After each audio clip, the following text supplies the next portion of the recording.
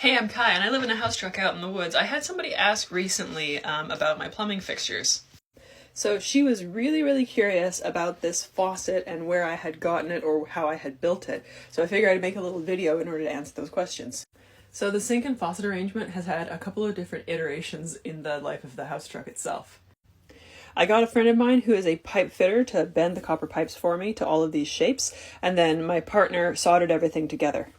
The original version of these just had some valves that were from Home Depot, but we found that they wore out pretty quickly because they're not really meant for everyday use. I spent a really long time looking for cool vintage brass valves, and I found these on eBay actually.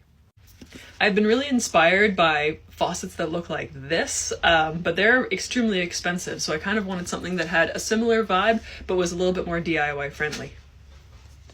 And actually, here's a tip for anyone that wants to use copper pipe in their tiny house build or something along those lines. So if you want to use copper pipe for things other than plumbing, if you want to use it for, like, say, a rub rail or a towel rack or something along those lines, you can get these fun little fittings. So these are brass and copper fittings that are used for hanging pipe, but I've used them up here in order to attach my railing. You can't get these in North America. These are only available in England for some weird reason.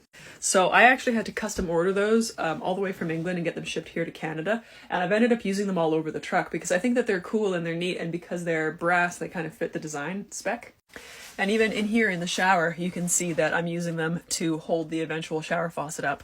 And then here in the bathroom, we have the eventual sink is going to go right there, and we've got visible plumbing pipes, and I've used the same brass English brackets to hold those to the wall.